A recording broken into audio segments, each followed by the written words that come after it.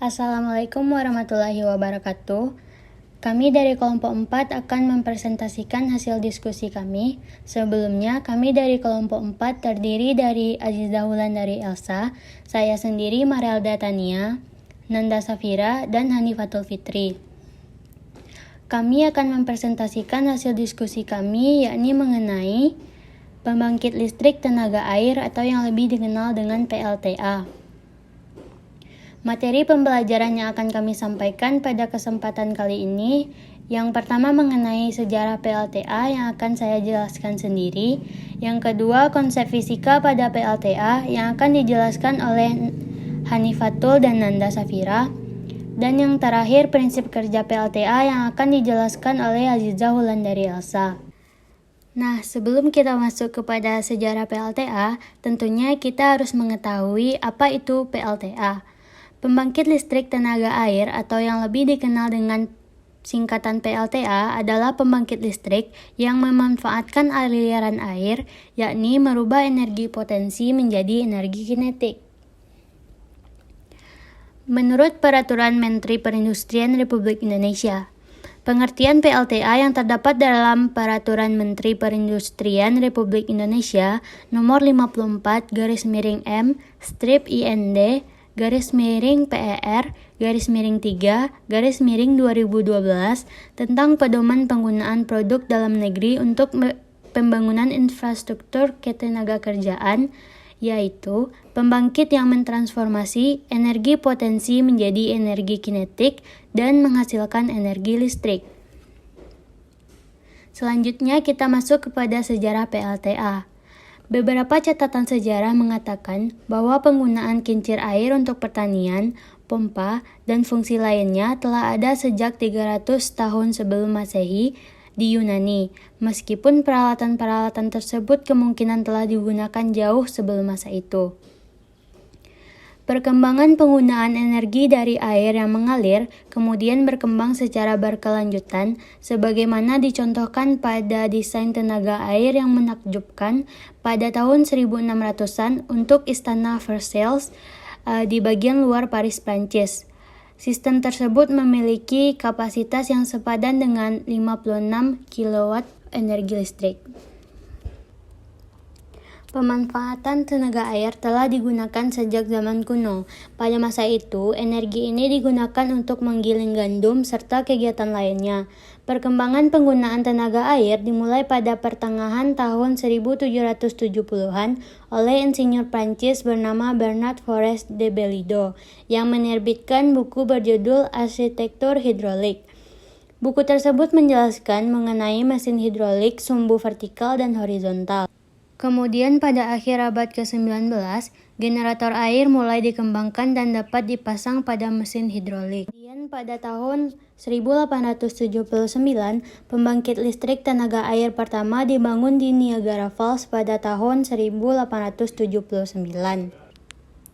Pembangkit listrik pertama ini dikembangkan oleh William George Armstrong di Craigside, Northumberland, Inggris. Generator ini digunakan untuk menyalakan sebuah lampu busur di ruang galerisnya. Selanjutnya, pembangkit listrik bernama Skull Cove nomor 1 di dekat air terjun Niagara, Amerika Serikat pada tahun 1881 juga berhasil menghasilkan listrik. Sedangkan pembangkit listrik ciptaan Edison di Vulcan Street mulai beroperasi pada tanggal 30 September 1882 di Appleton, Wisconsin yang menghasilkan listrik berkapasitas 12,5 kW. Sejak saat itu, listrik terus berkembang. Energi air dianggap lebih ramah lingkungan dibandingkan batu bara atau energi fosil lainnya. Beberapa negara memanfaatkan tenaga air sebagai sumber listrik utama, antara lain Norwegia, Kongo, Paraguay, dan Brazil yang mencapai 85% dari total kebutuhan listrik negara tersebut. Saya Hanifatul Fitri akan melanjutkan materi mengenai konsep fisika dalam PLTA. Yang pertama itu ada main gate. Main gate ini adalah katup pembuka dan pengatur debit air. Main gate memiliki luas penampang atau A, memiliki jarak atau L, dan memiliki suatu kecepatan aliran air atau V.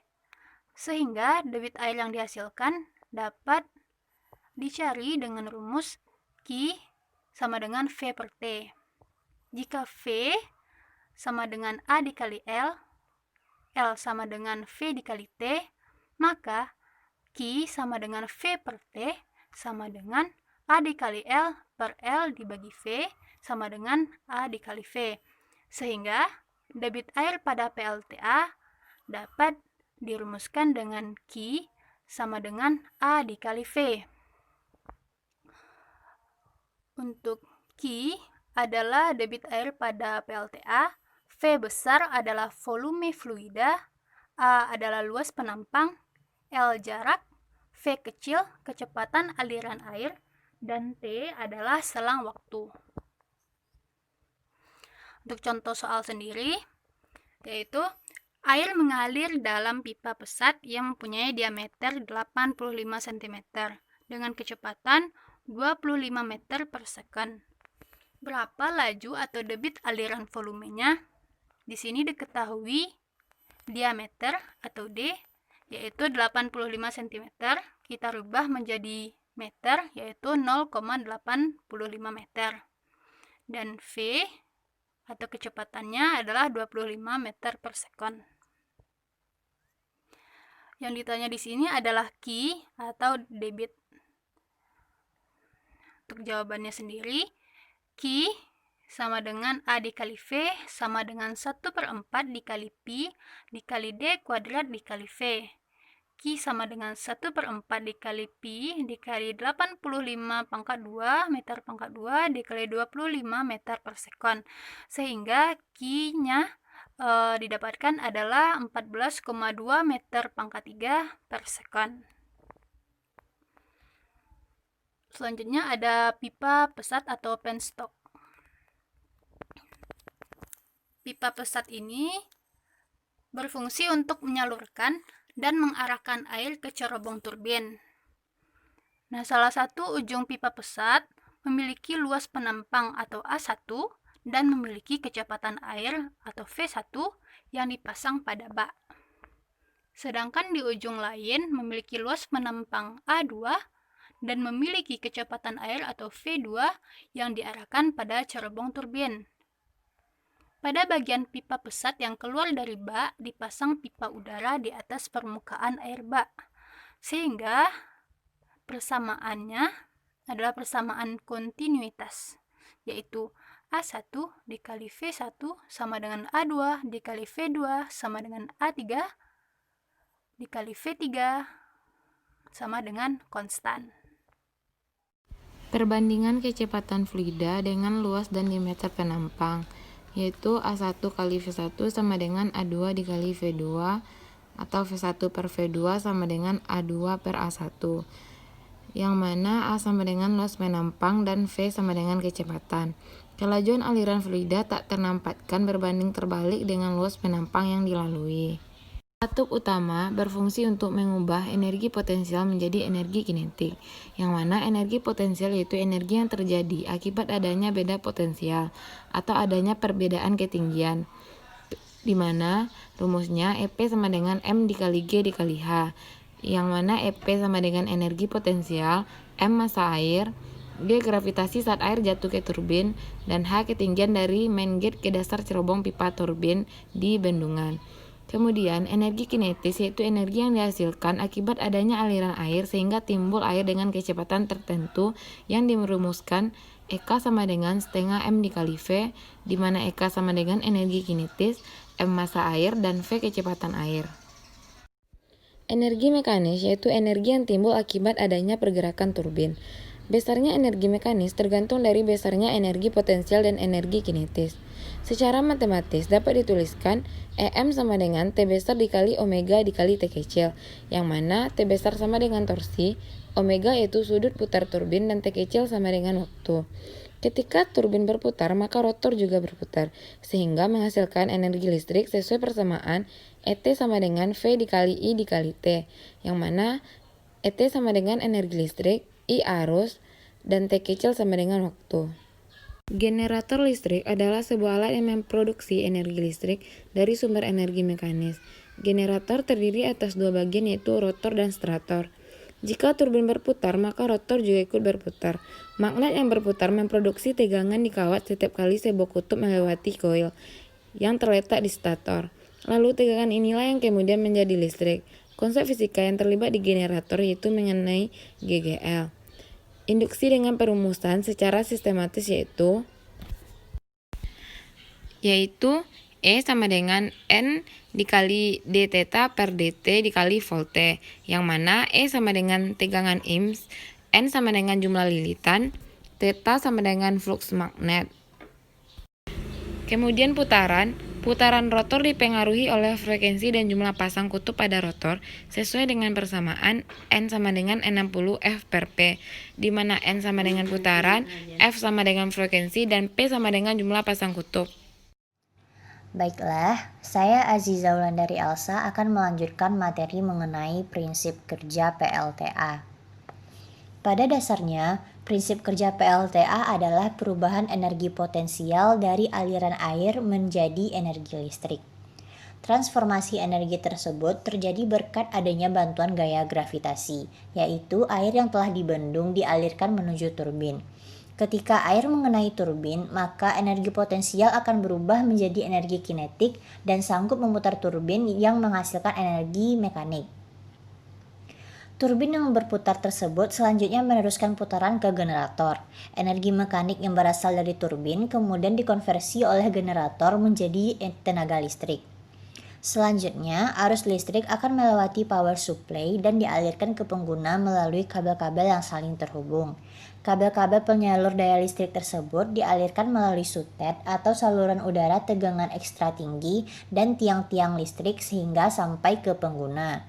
Air yang turun mengenai turbin tadi kemudian akan dialirkan lagi ke sungai, sehingga bisa dimanfaatkan untuk keperluan masyarakat, seperti kebutuhan air bersih, irigasi pertanian dan ladang, serta keperluan lainnya. Untuk lebih jelasnya, dapat teman-teman lihat ilustrasi cara kerja PLTA pada animasi di slide PPT, di mana air masuk melalui penstock di bawah bendungan menuju turbin yang telah terhubung dengan generator, sehingga dapat menghasilkan putaran atau energi. Ketika generator berputar, maka akan menghasilkan energi listrik, yang mana saluran listrik yang terhubung dengan generator ini akan membawa listrik ke rumah-rumah warga ataupun industri melalui jalur transmisi. Selanjutnya yaitu komponen-komponen PLTA. Yang pertama yaitu waduk atau bendungan. Waduk atau bendungan ini berfungsi sebagai penyimpanan atau penampungan sumber energi, yaitunya air. Bendungan juga berguna agar permukaan air dapat meningkat sehingga aliran air lebih kuat dalam memutar turbin. Di samping itu, bendungan juga berfungsi untuk pengendalian banjir. Kebanyakan bendungan ini juga memiliki bagian yang disebut pintu air untuk membuang air yang tidak diinginkan secara bertahap atau berkelanjutan. Yang kedua yaitu pipa pesat atau penstock. Penstock ini adalah alat yang berfungsi untuk menyalurkan dan mengarahkan air menuju turbin. Pipa pesat berfungsi untuk menyalurkan dan mengarahkan air ke cerobong turbin. Salah satu ujung pipa pesat dipasang pada bak penenang minimal 10 cm di atas lantai dasar bak penenang, sehingga ujung yang lain diarahkan pada cerobong turbin. Pada bagian pipa pesat yang keluar dari bak penenang dipasang pipa udara setinggi 1 meter di atas permukaan air bak penenang. Pemasangan pipa udara ini dimaksudkan untuk mencegah terjadinya tekanan rendah apabila bagian ujung pipa pesat tersumbat. Tekanan rendah ini akan berakibatkan pecahnya pipa pesat. Yang ketiga yaitu turbin. Turbin merupakan komponen untuk mengubah energi potensial air menjadi energi mekanik. Prinsip dasar turbin seperti kincir angin, pembedanya hanyalah sumber penggeraknya. Beberapa jenis turbin air diantaranya yaitu turbin Kaplan, turbin Pelton, turbin Francis, dan sebagainya. Selanjutnya yaitu generator. Generator adalah komponen yang berfungsi menghasilkan energi listrik yang berasal dari energi mekanik. Generator dihubungkan dengan turbin melalui gigi-gigi putar sehingga ketika baling-baling turbin berputar, generator pun akan ikut berputar. Generator memanfaatkan perputaran turbin untuk memutar kumparan magnet di dalam generator sehingga terjadi pergerakan elektron yang membangkitkan timbulnya arus listrik AC. Generator disambungkan dengan transformator step up untuk menaikkan tegangan listrik sebelum listrik ditransmisikan. Selanjutnya yaitu jalur transmisi. Jalur transmisi ini merupakan jaringan kabel untuk mendistribusikan listrik yang berasal dari PLTA menuju kawasan permukiman, industri, dan lokasi yang terhubung. Akan tetapi, sebelum sampai ke konsumen, tegangan listrik harus diturunkan dengan alat transformator step down agar dapat digunakan. Sekian materi dari saya kembalikan kepada moderator. Baiklah, itulah materi dari kami mengenai pembangkit listrik tenaga air atau PLTA. Sekian yang dapat kami sampaikan. Terima kasih atas perhatian teman-teman semua. Dan kami memohon maaf jika ada kesalahan. Saya sudahi dengan wassalamualaikum warahmatullahi wabarakatuh.